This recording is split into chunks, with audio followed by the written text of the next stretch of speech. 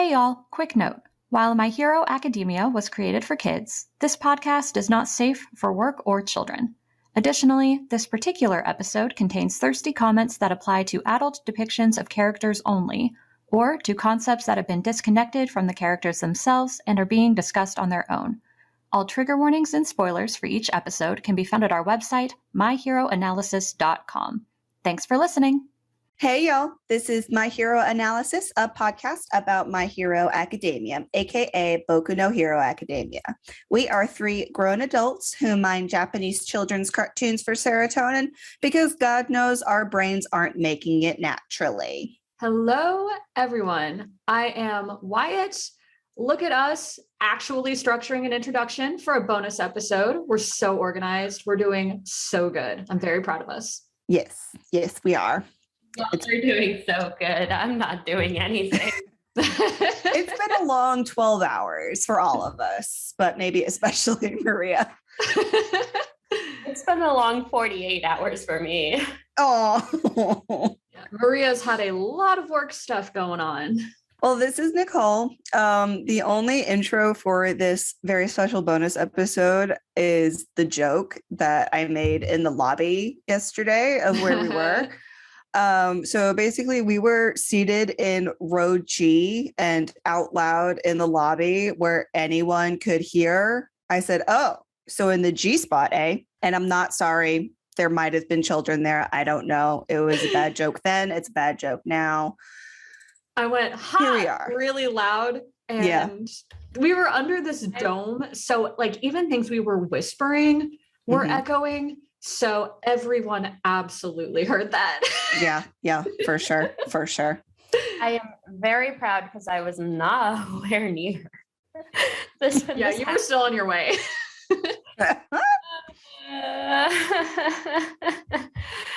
Hey y'all, it's Maria.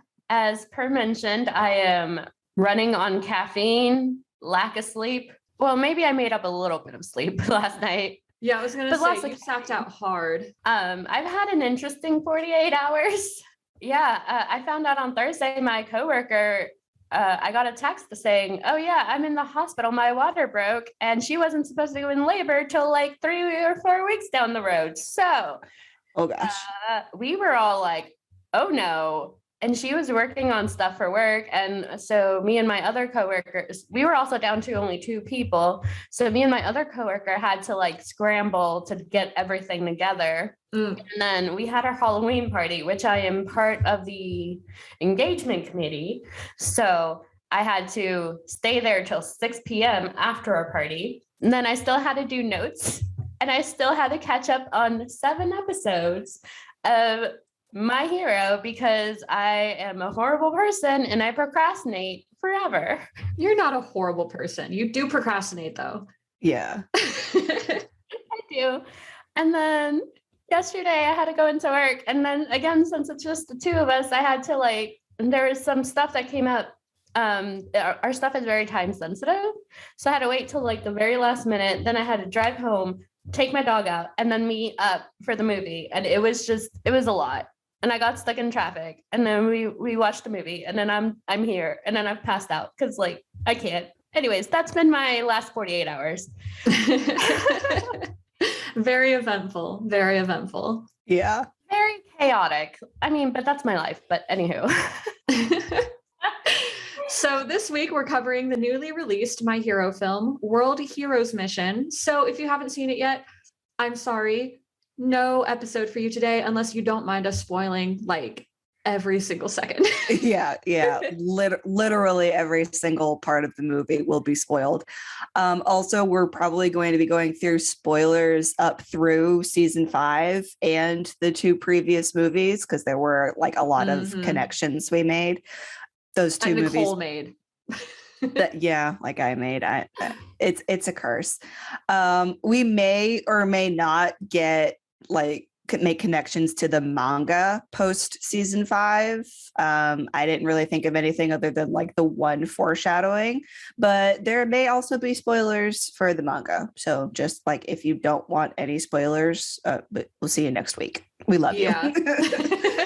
We love you very much. We're sorry about this. See you next week because all the spoilers. So first we're going to start out with a synopsis of the movie, just really quick, zooming through what happened. Mhm. And then we're just going to bring up a whole bunch of points that we just want to gossip about. Yeah. So movie starts. We find out there's a new terrorist organization called Humorize, and they believe in the Quirk Doomsday Theory. Thank you, Nicole, for giving me the proper terminology. I kept calling it the Quirk Event Horizon. Well, it's also called the Quirk Singularity Hypothesis. Oh. It's called a few different things, especially between the translations. So you weren't wrong, but in the movie, this is what they called it. Yes, that's the terminology used in the movie. So basically, Humorize's goal is to kill all quirk-having people by creating these bioweapon gas bombs, and they're filled with a compound called idiotrigger that increase your levels of this quirk-adjacent hormone. Also, Horikoshi, you can't just steal midichlorians like that. I was so mad when I read this note from Wyatt because I did not make the connection because, I mean, whoever even thinks of midichlorians, but with the fucking Star Wars Angry again, Star Wars I fans. I can't with any of you. A Horikoshi is just the stand. Just let him have it. At this point, I'm like, oh yeah, there's another one. Huh. Yep. So this organization, Humorize, has bases all over the world, and all of our internship students are based in various cities all over the planet with their respective heroes that they're doing their internships with. So Izuku, Katsuki, and Shoto are with Endeavor in a fictional country called Ophion, which is where they don't ever really go into detail about Humorize itself, like how it's put together or what the hierarchy is. So I think the main villain is the leader, sort of, or he may be this really extreme offshoot. It's unclear. But anyway, the main villain, Flecked Turn, is based in Ophion. Endeavor and his kiddos are headed towards him. And the film starts with a failed raid where all the heroes fail to capture Flecked Turn or uncover evidence of any bioweapon in any of the cities that they're in. Yeah, and they're all over the world. And this is also the only time Katsuki, Izuku, and Shoto are actually wearing their cool new costume that was the basis of the advertisements that I saw. So don't get used to them. They're cool, but they're in there for one scene. Yeah, they're there for 10 minutes and then we never see them again. Yeah. I really liked them. They were so cool. They were. I was surprised they didn't wear them through the rest of the movie. Yeah, they looked better animated than they did just in the advertisements. Yeah. It's if the characters are standing still, you can kind of see how silly they look, but when they're moving, it looks great. Yeah.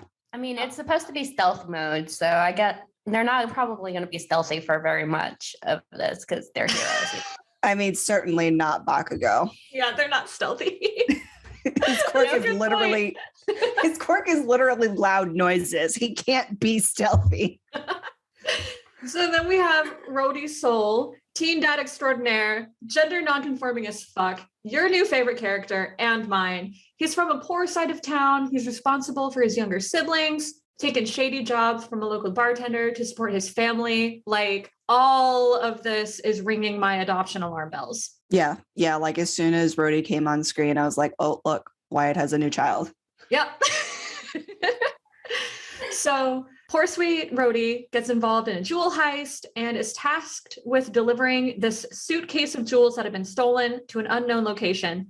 However, while all that is going on, there's also this random dude who escapes from Humorize with an identical suitcase with unknown contents, but they're obviously very important. And this guy is being chased by this very hot green archer lady who's clearly part of Humorize. She ends up blowing up his car and causing an accident. So there's a whole bunch of shit going down at once. Yep.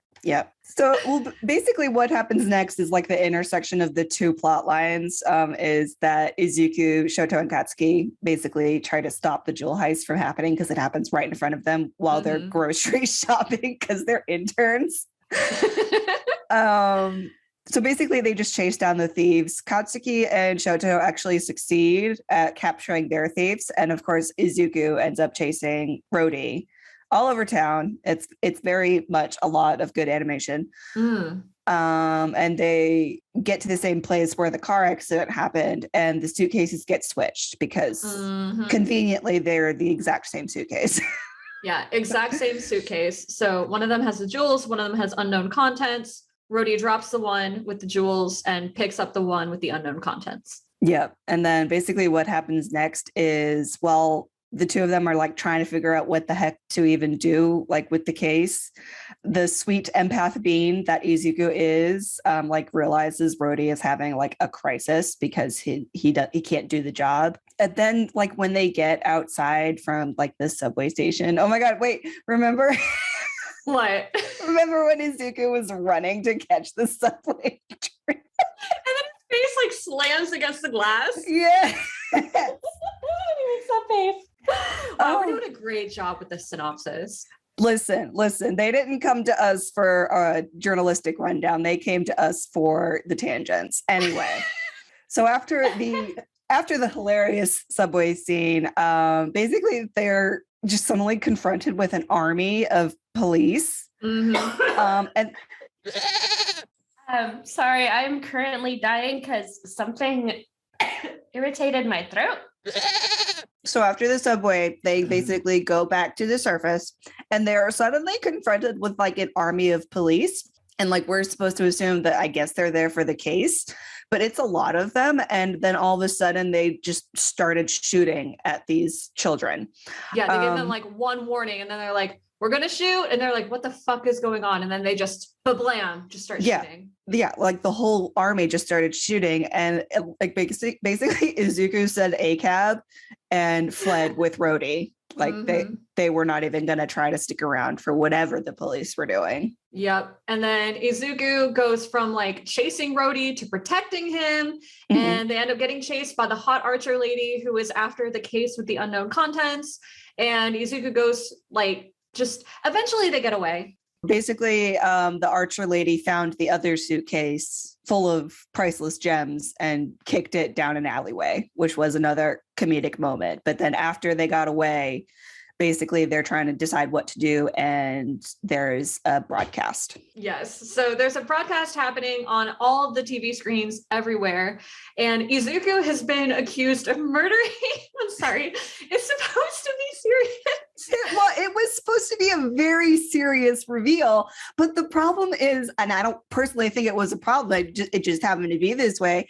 The scenes all before the broadcast were all a lot more funny than the other movies, and like even the show. It was a very comedic movie. I loved it, but then it goes right into this accusation. Yeah. So basically, Izuku has been accused of murdering 12 people, and literally all of his friends immediately go, no, that's a lie.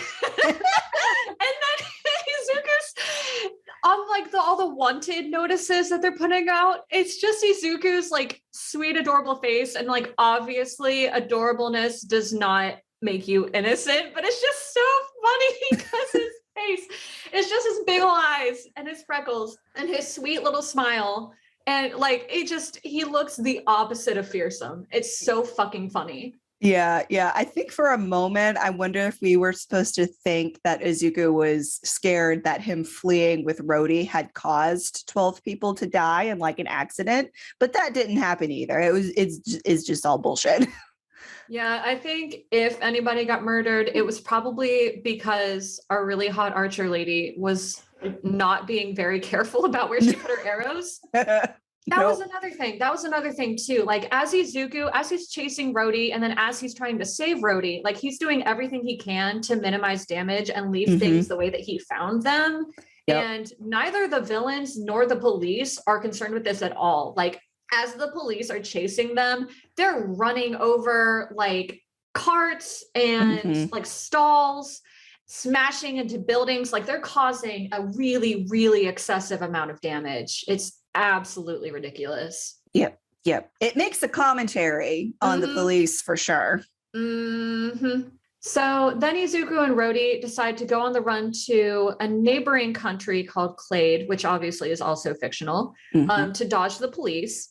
Well, basically what happens is they go on the run, and then Rhodey has his moment of weakness, I guess. And he basically calls the police and he says, hey, I'll hand over the case if I can just go home. Mhm. But what happens is the archer lady comes in to kill him, and Izuku saves him, obviously, because it's Izuku. Mhm. And he gets shot like in the chest. So yeah, it was kind of, I wasn't expecting that. It's kind of startling. yeah, it got a little violent there after all the comedy. But then after that, Rhodey is like, okay, yeah, I'm in the Deku fan club. I stole a van for you. I left a note. And they just go on this wonderful road trip, and it was lovely. Yeah, and then like now that they've had that bonding moment where Izuku almost dies for Rhodey, they have like all these like very emotional conversations that Mhm. reveal Rhodey's backstory and explain his motivations. So Rhodey's mom died giving birth to his baby sister. Mhm. And his dad was taking care of them for a while, but then his dad disappeared with no explanation. And there were all these rumors that he'd gone to join Humorize. And so then after that, everybody like fucking hated his family and wouldn't talk to him. And they ended up being like kicked out to this really rundown neighborhood. And Rhodey has to take care of his kiddos like all by himself. So yeah, Rhodey is not a huge fan of heroes, but he is a huge fan of Izuku. Yeah. Yep. I mean, we all are. Also, we didn't mention Pino. How did we miss Pino? Pino is there. We don't know what Pino's deal is right now. We just know that Pino is a bird who is very expressive and follows Rhodey around. Yeah, follows Rhodey. Yeah, And that's about all we know. And I want a Pino. Yeah, we all want a Pino or just Pino itself. Yeah. Also, Pino is clearly a shortened version of Pinocchio. Shh. We don't know that yet. Yeah, that hit me like halfway through when I was writing the notes, and I just went, "Oh my god!" I'm proud of you. I had a moment. I'm sorry? I said you had a moment. I did have a moment. I did have a moment. So anyway, all of that bonding happens. And they get to the border, and the border between Atheon and Clade. And they try to figure out how to sneak across because the border is pretty heavily fortified. And Izuku will definitely get caught if he just tries to cross the border like a normal person. So they're like, okay, maybe we can like go over these mountains or whatever. But then Return of the Hot Archer Lady, their shit gets rocked. She and her partner, whatever, just beat the absolute shit out of them. But then Izuku's boyfriends show up. And by that, obviously, I mean Katsuki and Shoto. And they save the day. Well, they save Izuku and Rhodey. The villains die? Yeah, I think it's pretty clear that the audience is supposed to think they're both dead, which is dark compared to at least where we are. Yeah, so really Hot Archer Lady is no more, and that's very upsetting.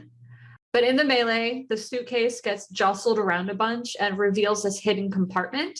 And inside the hidden compartment is this puzzle game that Rhodey recognizes because his dad once taught him how to play it, I guess. Yeah. Which that was revealed in a flashback. So Rhodey knows how to open up the puzzle game.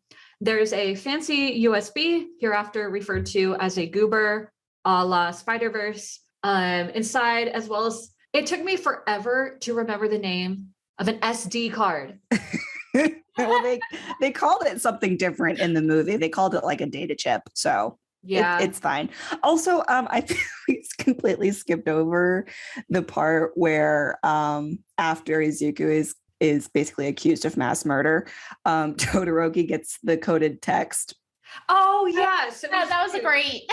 Oh my god, we completely skipped over this. No, it's okay. It's a good place to do it now because they show up kind of out of nowhere. But the reason for that is a couple scenes back, like before the road trip, Todoroki was trying to figure out how to help Izuku because he's a very good boyfriend. And he gets a text, and it's something to do with eat the strawberries. And Shoto took it very literally. It's a coded text, and it's Shoto a coded did not text. get it. Yeah, and this is pointed out by another character. Like I think he's specific to the movie, but basically it's another hero working with Endeavor, so they're like on the same team. And she's like, "Honey, it's a code. It's okay." Yeah, although and that's why they show up at the border. It's a code. He breaks it like right away. Yes, and that's why they're at the border. And also when they get to the border, Shoto goes, no, your messages are really hard to understand. Just like back in Hosu, it was like a direct callback to the booty Stain text. arc. Well, the booty text as it's known in fanon. Oh, Shoto. Oh, we love them. Anyway, back to the present. Yeah, where are we? Okay, so they get the goober, they get this SD card. They all go to this like out of the way like internet cafe kind of. Apparently, Katsuki is the only one who knows how technology works or has any common sense whatsoever. I was so proud of him. He was like, yeah, just look at the files. He's such a nerd. My God, he really is. Like, I think we've talked about already how Horikoshi originally meant for Katsuki to be like this genius character. Yeah, and he still is, but he's just got a different personality. So we often forget. Remnants of that definitely showed up here because they plug in the SD card. There's a fuckload of files, and they're like, oh God, what do we do with all this? And Katsuki is like, just look at the most recent one, you idiot. So they open the most recent file and they find a video explaining that a lot of the scientists that are working for Humorize, including Rhodey's dad, who is now dead, were kidnapped by Humorize and forced to work with them. But hey, here's a goober that will deactivate all of that if you can just get it to the central hub in an undisclosed location. Like, again, very Star Wars. And then Katsuki figures out where the undisclosed location is. No. What? It is not Star Wars again. It is. It is. It's the stupid thing that they get to Leia, and I hate. Oh my God. Also, Nicole is broken. Yeah, I think we broke Nicole. It's the exact plot of Rogue One. I am loving this energy. I'm sorry. That being said, Rogue One is a really, really, really good movie. Arguably one of the better movies in the franchise, in my opinion. It's the only one I like, actually. Yeah, exactly. Rogue One and Mandalorian are like the only two genuinely good like Star Wars productions. Yeah. That being said, I haven't read the novels. Some of those might be good too. I don't know. There's so many though. They're pretty good. But yeah. Okay, I'm sorry for my breakdown, but yeah. So So then of course the question is, you know, where is this central hub that we take the goober to deactivate all the bombs? And then Katsuki also figures that out because the Humorize has made like this global announcement like, hey, we've put out all these bombs in all of these locations, but we're not telling you exactly where they are. And they're kind of toying with the villains and getting them to get near the bombs so that when they go off, the humans will be the heroes will be the first people who are impacted by the bomb's effects. Yep. And also they're definitely trying to cause like mass panic and just increase the destruction as much as they possibly can. Yeah. And this is probably a good place to point out like where everyone is. Because obviously I don't remember. So no, it's okay. I do remember. Because basically, well, the premise for these movies is that like all of Class 1A is like around doing stuff. Well, most of them. Yeah, some of them stay home. Ida, Mina, Hagakure, Aoyama, and Koda all stay at UA because I guess they're not working at the right place, so they stay there with Aizawa. And then there's Fat Gum's team who stays in Japan. Oh my God, when Fat Gum showed up on screen, my whole body just like started buzzing and I like had to do this like little shimmy thing in my seat so that I just wouldn't start screaming with happiness. Yeah, you almost had an aneurysm when Fat Gum came on screen. But essentially Fat Gum is still like in Japan. And he's there with Abajiki and Kirishima, obviously, because they're his interns, and also Tetsu because he's and Present Mike. And Present Mike and Jiro and Shiro and Gang Orca and Cementos are all there working together. Most of them are at Fat Gum's work study. That's why Tetsu is there. And then down in Singapore, Momo and the lizard girl from 1B are down there with Momo's teacher, the magic guy. Yeah, the girl who could split herself up into a whole bunch of pieces. Yeah. And then in France, we have the Ryukyu team, which is the Dragon Lady, Ryukyu, Nejire, Uraraka, and Froppy. Mm-hmm. And then down in Egypt, we have Denki, Sero, and Mineta are with like the main Egyptian hero who's like really thin and he can go fast and he looks like the hieroglyphics. I don't know if it's the best representation or if it's problematic, but also I'm white and I don't know. I feel like it's riding that line, you know? Egyptians, let us know what you think. Yes, please. And then from there, I think that's everyone on that side of the world. And then the only other one was the American team, who is Hawks and Tokoyami. And Sato was with them for some reason. And Ojiro. Yeah. Yep, they were there.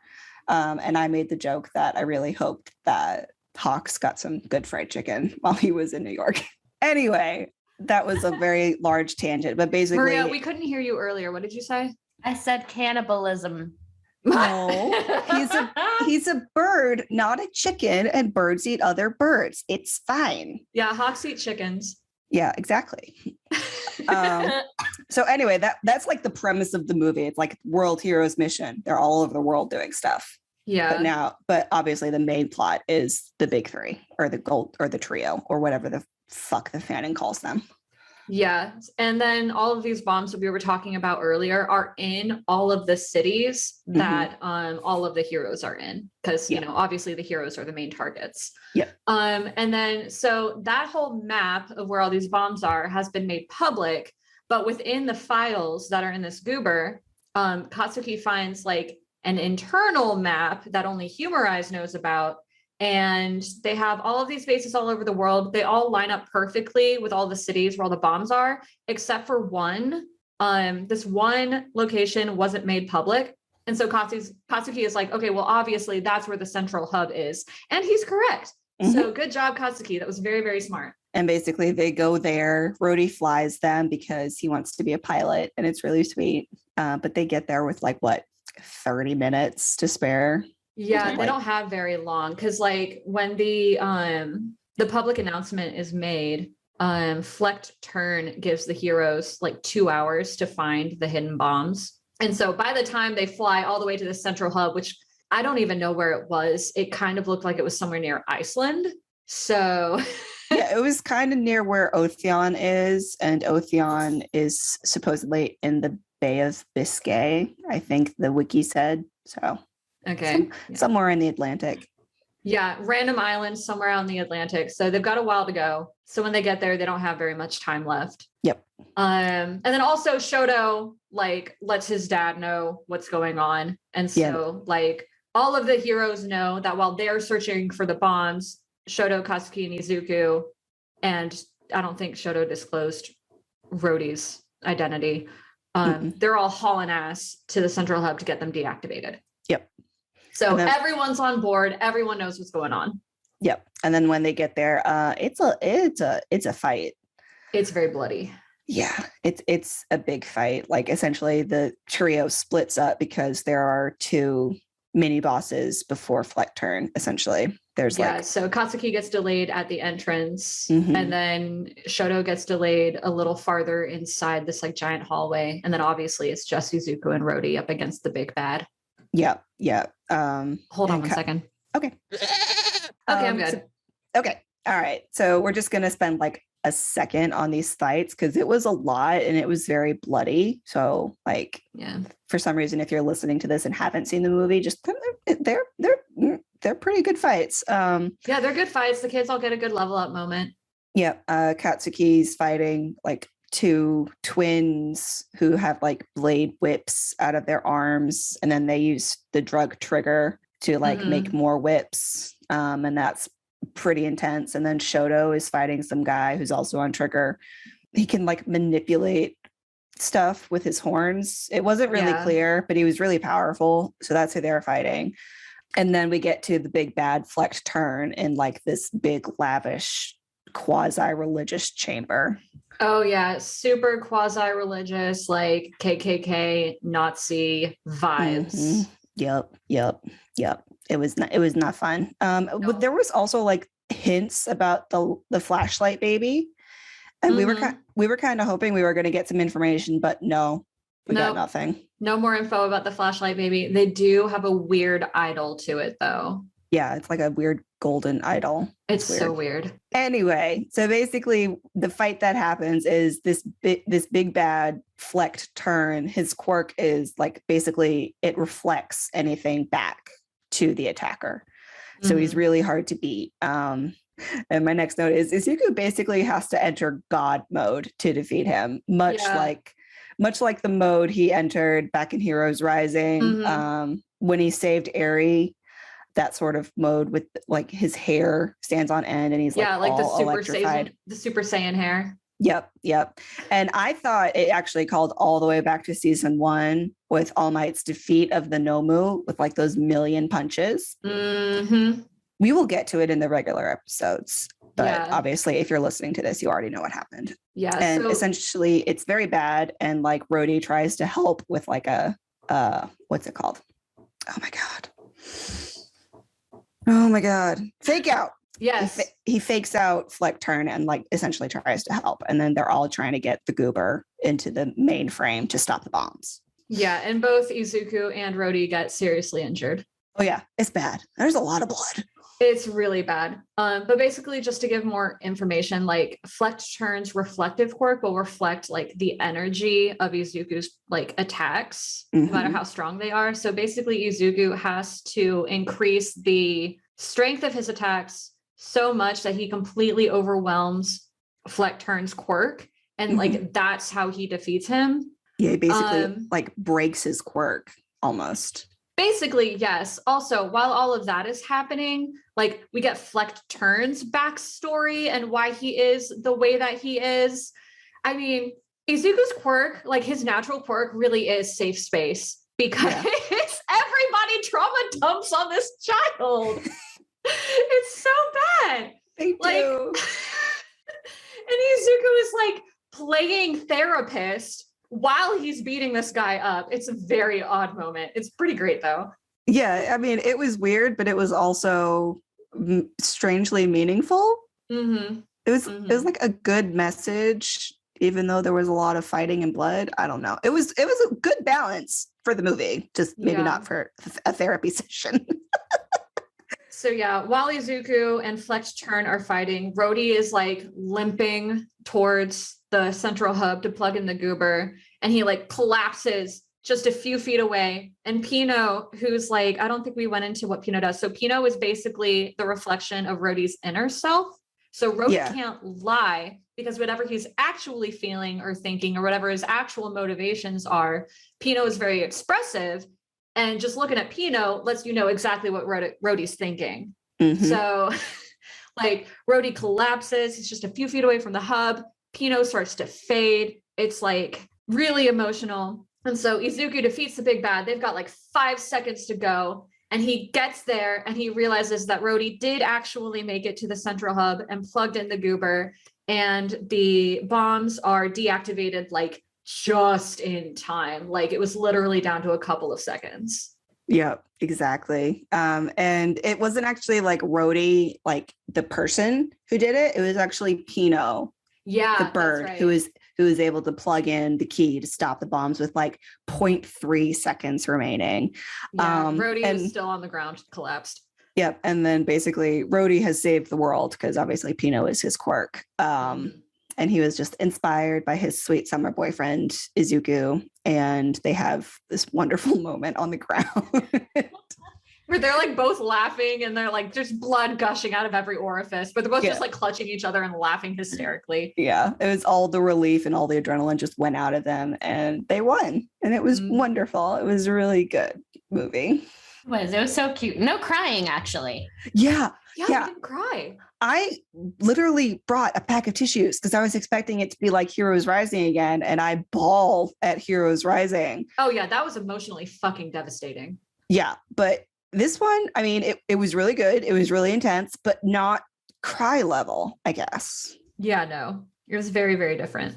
Yeah. So basically, the movie ends with everybody back at the airport. Everybody's fine, obviously, because the movies exist in this weird semi-canon space. So you can't do anything too drastic. Yeah. Basically, they count as canon, but they weren't written into the manga. So like everything is a lot done. of movies are like that. Yeah. So basically they have that no one can die if they're doing stuff after the movie. And this movie takes place during the like Endeavor work study arc in season 5. So God, what a work study. yeah. And then they all just came back and they're like, oh, let's have a meal. Ugh. Yeah. So they're at the airport. They're about to go back to Japan. Izuku and Rodi have this very, very cute goodbye moment. I thought it was very funny that like Shoto and Katsuki are watching them, and Shoto has like this sweet little smile on his face. He's like, oh, they're so cute. And Katsuki is like literally growling. Mm-hmm. It's just everything about this movie was fucking gay. It was so gay. It was really gay. Like, not more gay than the new Venom movie, just gay in a different way, I think. Yeah. Gay in a way that's more appropriate for children, but also there was a lot of physical violence. So maybe not suitable for children. There are layers.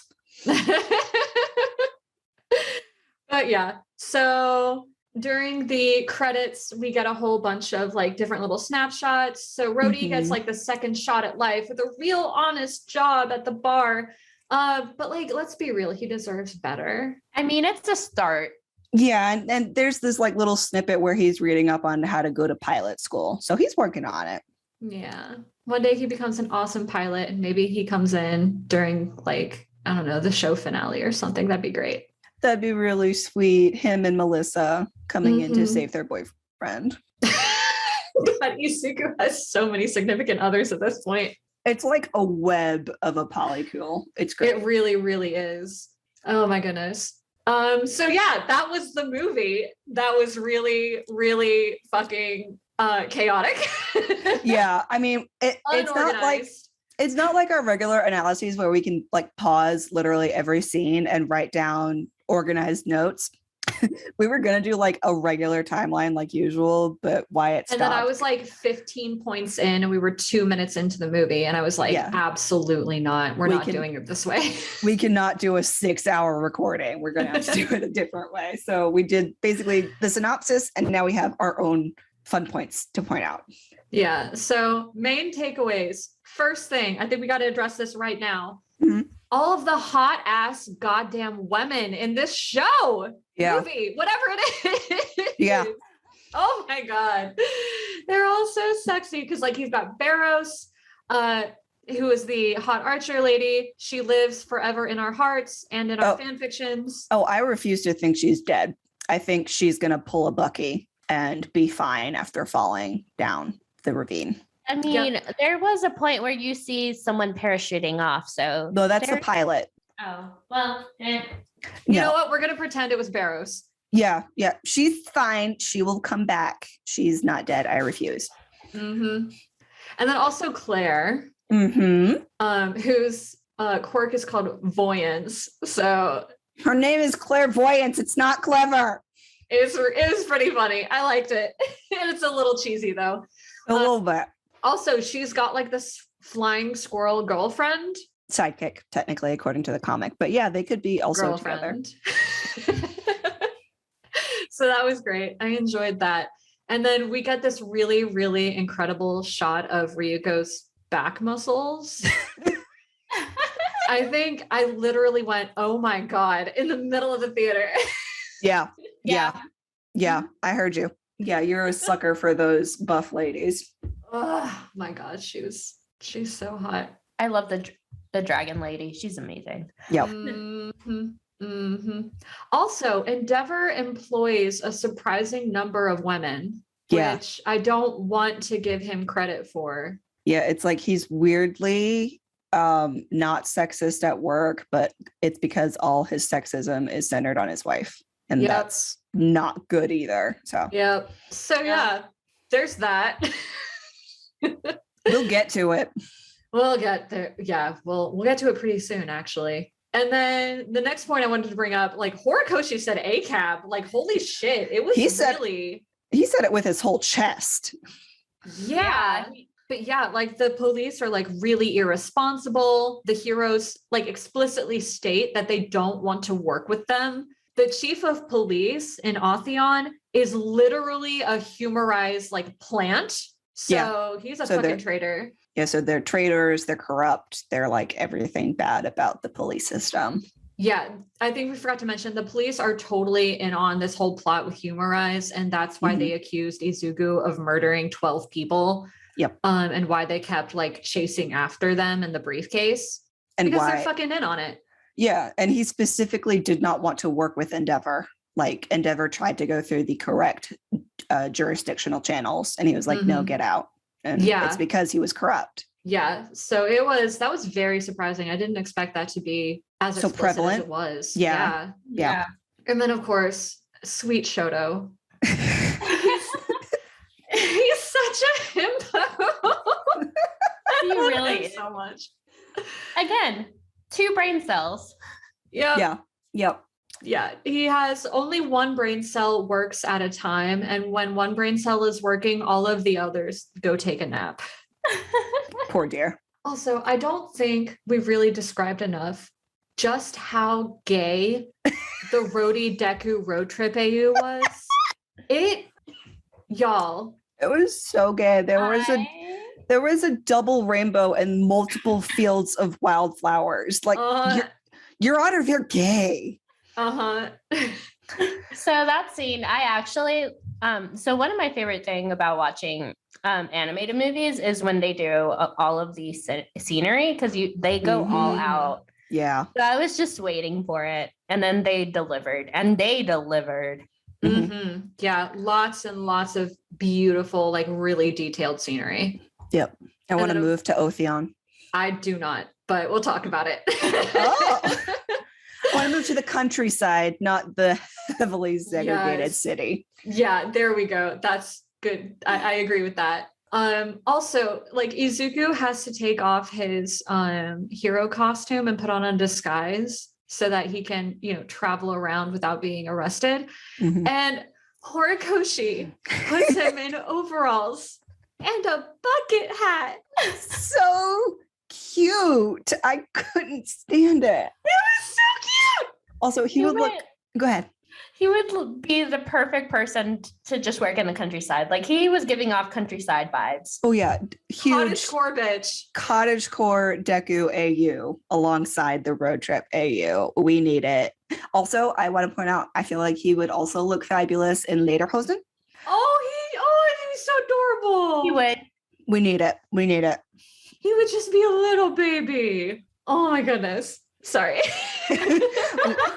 we had a moment because Deku is obviously our baby son, and he's just so cute. Oh my goodness. And then of course, like segueing from Izuku's unbearable cuteness, like this weird ass heart to heart that he and Flecked Turn have. So basically Flecked Turn's motivation is that his reflection quirk ends up affecting like all of the relationships he has in his life, because people's apparently even emotions get reflected back. So people will feel things for him, but then he reflects them back and then they don't feel them anymore, was the implication that I got. And so this poor bitch, so alone. And obviously isolation does, I say poor bitch, he's a fucking terrorist, but like also just he wasn't always a terrorist. He just social isolation does fucked up shit to people's heads.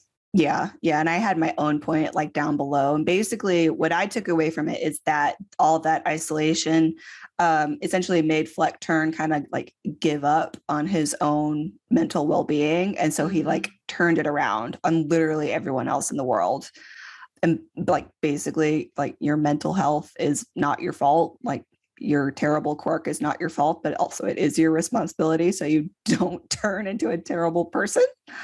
Yeah. And Izuku makes the point that Fleck Turn gave up on himself, on the world, and on his quirk, which I thought was interesting because like a really, really big theme running through My Hero is that quirks aren't always straightforward.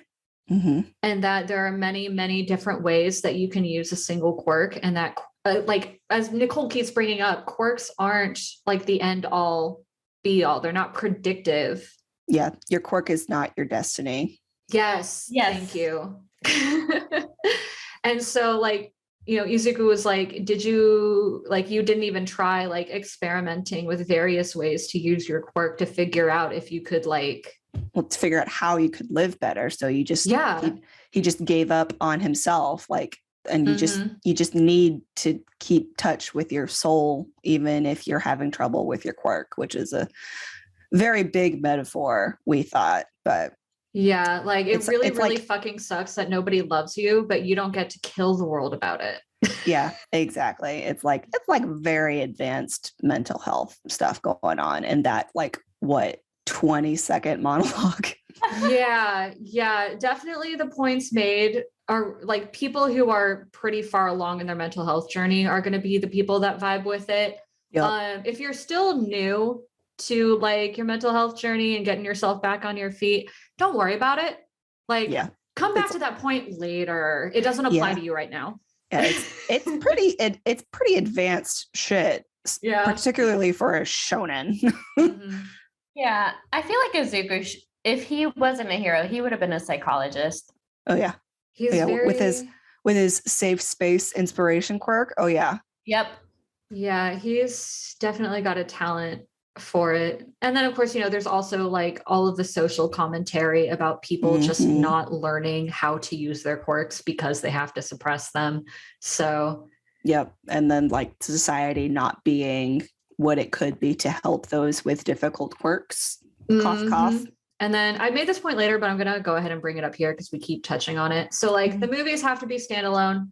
They can't affect the manga timeline too much. And so Horikoshi, like, he still makes these movies meaningful. But I thought it was interesting that since he can't create meaningful stakes or do a ton of character development, which is what you would usually do, instead he just uses the movies to reinforce very specific themes of the manga and the anime. Yep. And I thought that was really cool of him. Also, there were a ton of reviews complaining about how there weren't any real stakes and about how nothing of significance happened. What? I was like, who are these idiots? That's literally the point of anime movies, is like they literally cannot have stakes, but they have to tell a good story. Yeah. Who's doing these reviews? Fire them. I don't know, but it was really stupid. Oh God, it was ridiculous. Oh, yeah, that happened. Suck. Yeah.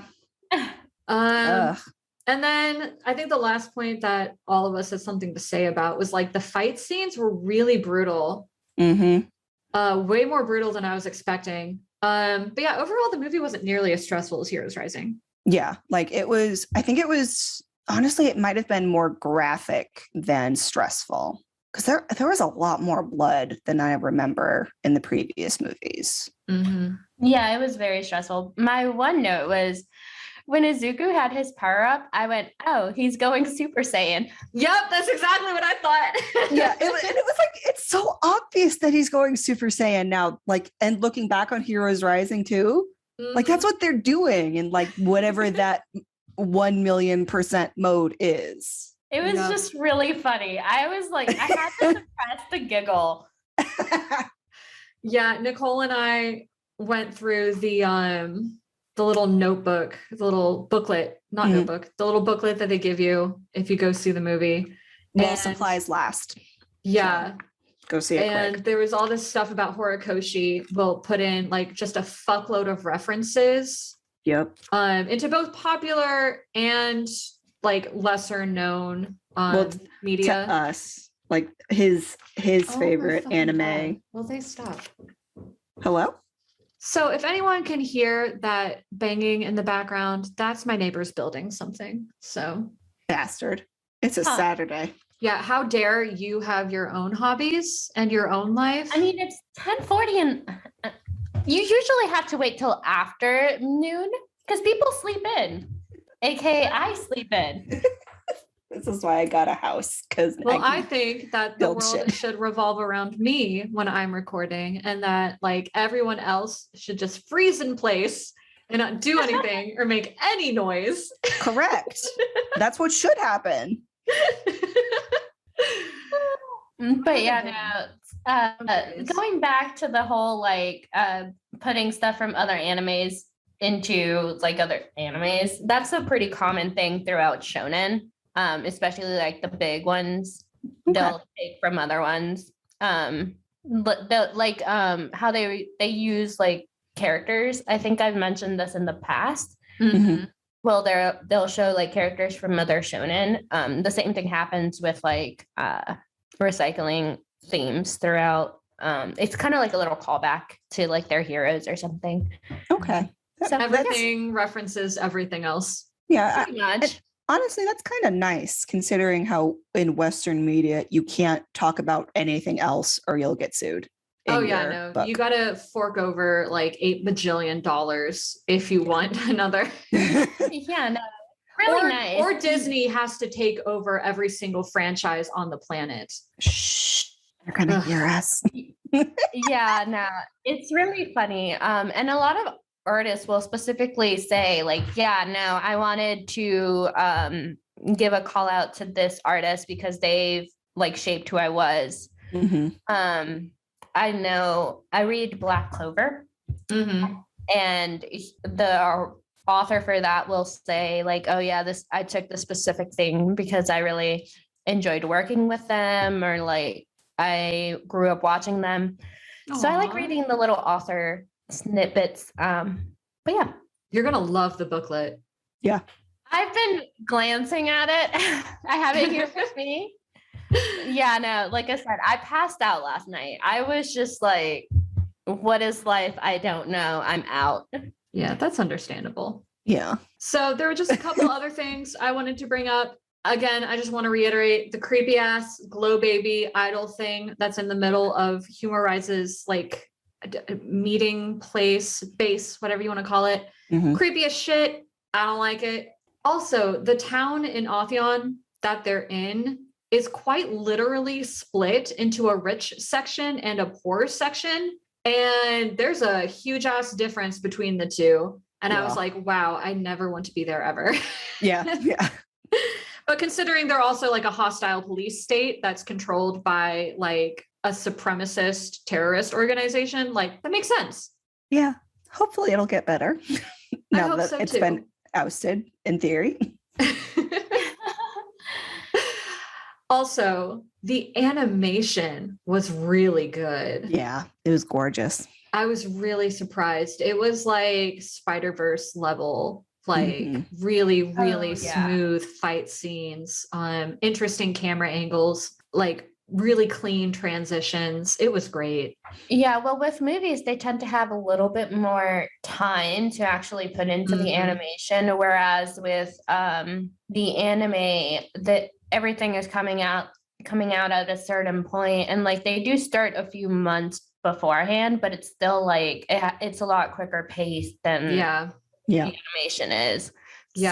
So I always enjoy watching the movies because the animation is like on a whole nother level. Yeah, but honestly, like even compared to like other movies, other animated movies with much, much bigger budgets, like this was still like really incredible. Oh yeah. Oh yeah.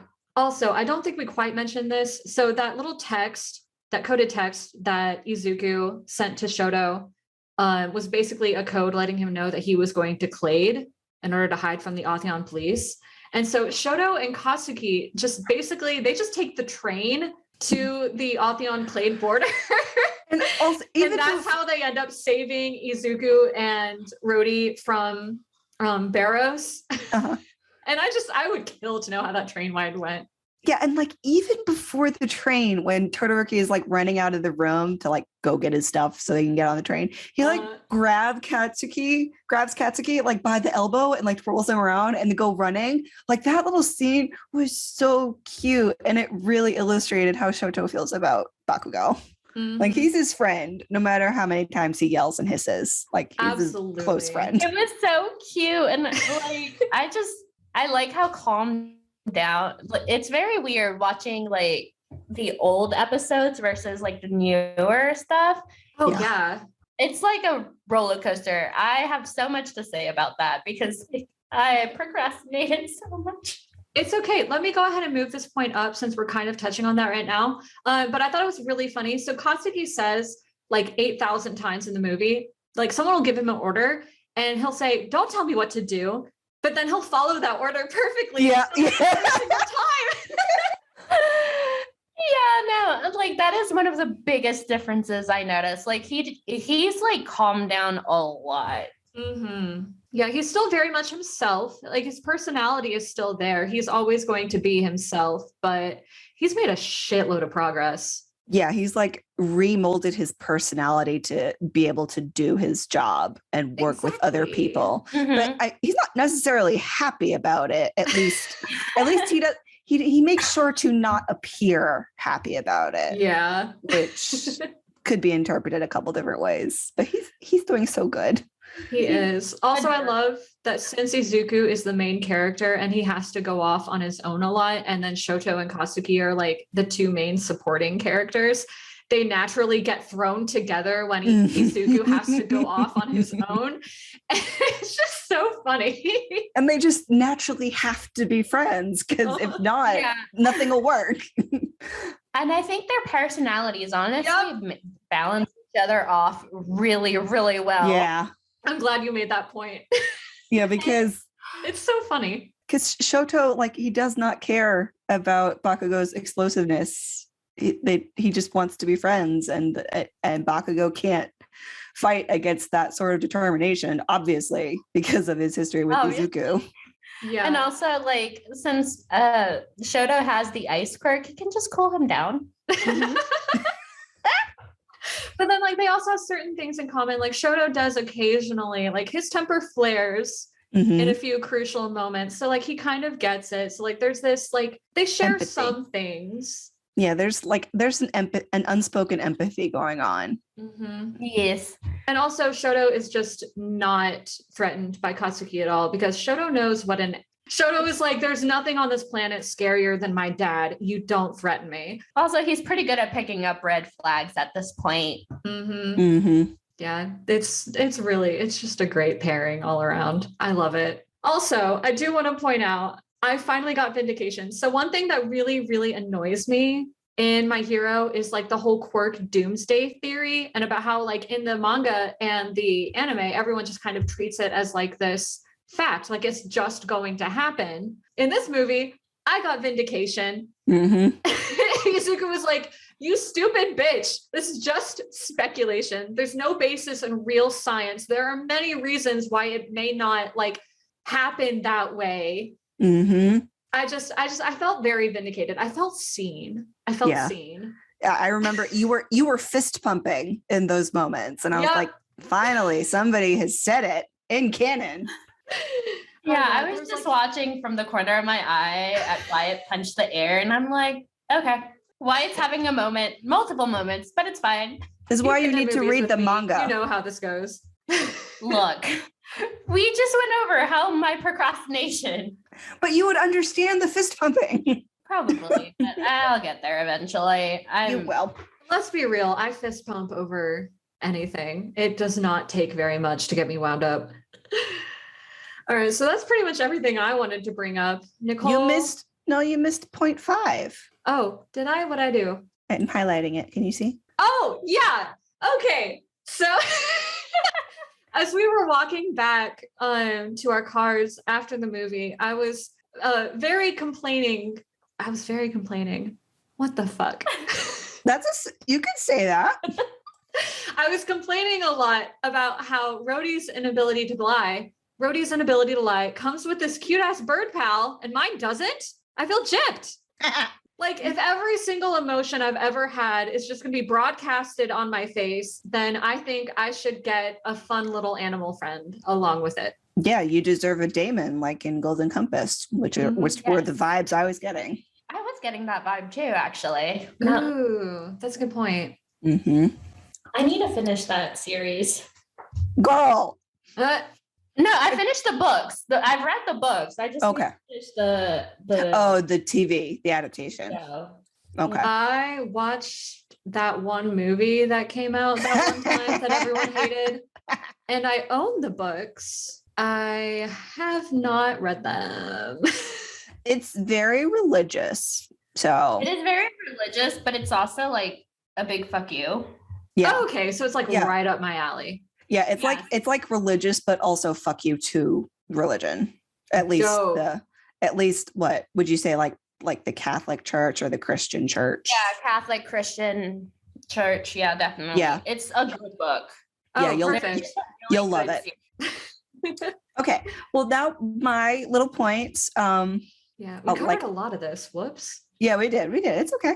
I mean, I just like included some extra facts to like see. So we already went over Claire's name. I'm mad about it, but also Clairvoyance. yeah, I'm mad about it, but I will accept it because it is clever. Flecked Turn's name was better. Like it's an anagram, and it like if you de-anagram it, it says reflect to you, and that's his literal quirk. So Oh my God. Yeah. Wow. I don't know how you figured that out. I was typing it and I was like, it's like these letters mean something. And then I was like, oh my God, you bitch, it's an anagram. Well, good job. That's really clever. Yeah. And then like my next point, we've already discussed it, but the Archer lady, she's not dead. No. She's gonna pull a Bucky and come back when we need her. Mhm. And I will take no Yes. questions. And then she's going to date me. Yes. Yep. And then she will marry me because I will take her from you. We can share. That's fine. Okay. I don't Okay. mind. Okay. My next point, basically I was on the fan wiki just seeing what I could see because I thought Otheon was like San Francisco because of the bridge. Yeah, the bridge is very San Franciscan. Yeah, but it's actually in Europe, and this is also mentioned in the backdoor episode in season 5. So Otheon and Clade, they're like all in Europe and essentially like on an island that doesn't exist out west of France. So Yep. for the geography nerds out there, it's not San Francisco. So like my next point is actually from the comic you get if you go see it in theaters while supplies last. We sound like a commercial. Listen, I don't want them yelling at me. And if they're going to be late to go see the movie, it's not my fault. Okay, good point. Yeah. Essentially what the bombs are doing is essentially making the quirks themselves go out of control. And then it like breaks down the quirk at a genetic level. So I'm presuming this also like kills the person because I think that's the goal. Yeah. Is to kill everyone that has a quirk. Yeah. Which also is a stupid ass fucking idea. Like, yeah, quirklessness, apparently, like you can't have like it's like recessive, it's not dominant. But then like all of the people who don't have quirks are descended from people who do. So like the likelihood of that mutation resurfacing is still really fucking high. Yeah. I mean, where did Flashlight Baby come from? It's gonna resurface. Yeah, it's a stupid ass idea. Yeah. Yep. Yeah. Well, I mean, genocide is always stupid. Yeah. So. My next point is the humor. We've touched on this again. Like I was expecting Heroes Rising again and just to like rip me to shreds. But it was so funny. Like I was laughing out loud. It was really great. Yeah. And also I want to point out that I like watched Heroes Rising like before I got really deep into the fandom.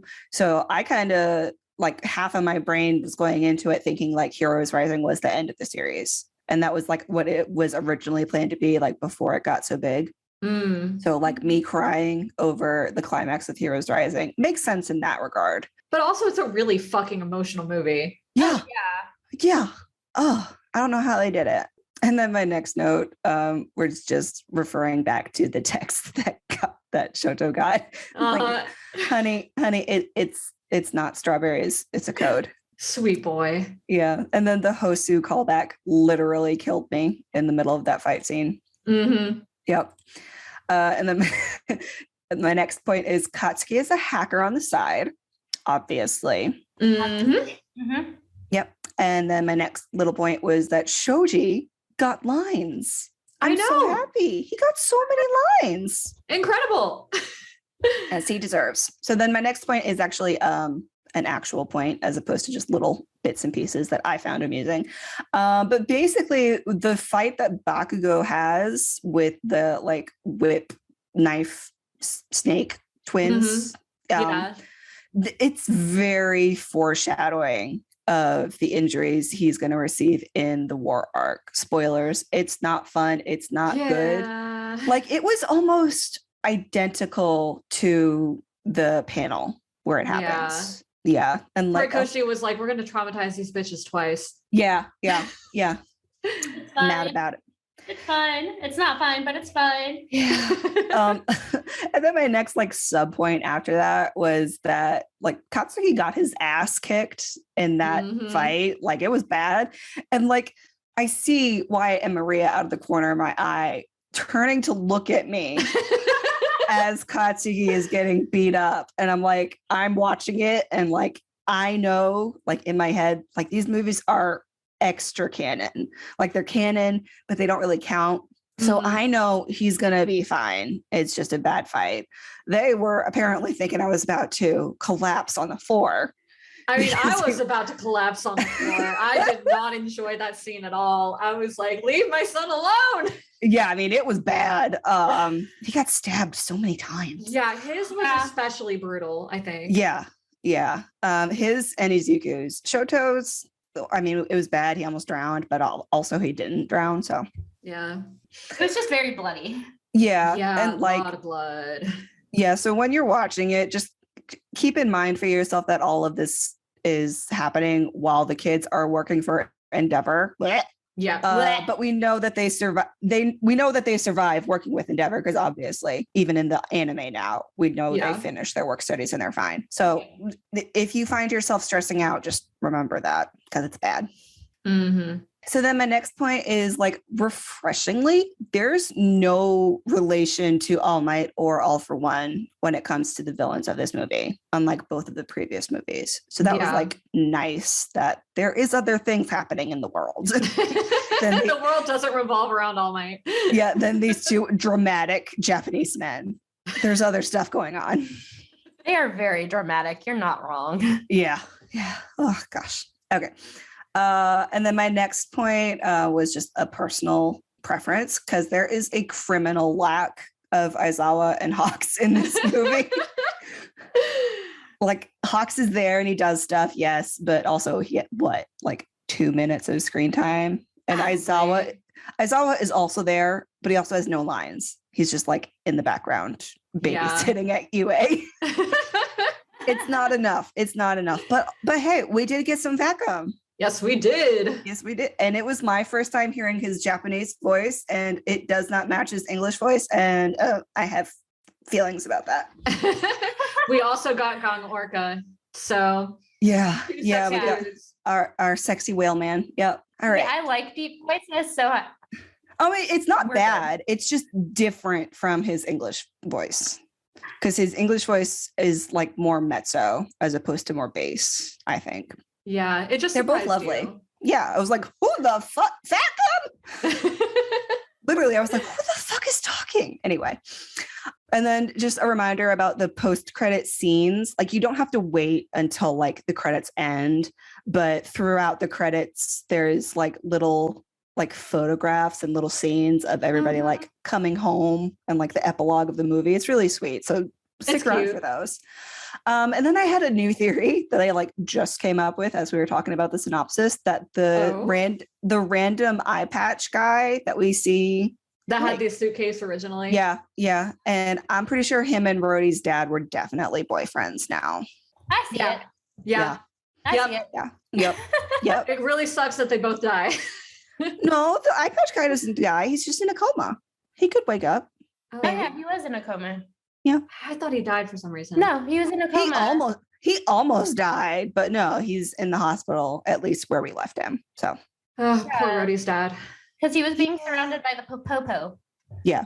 They were like watching him. They were probably holding off on killing him to see if he could give them more intel, but he's alive last time we saw him. Okay. Yeah.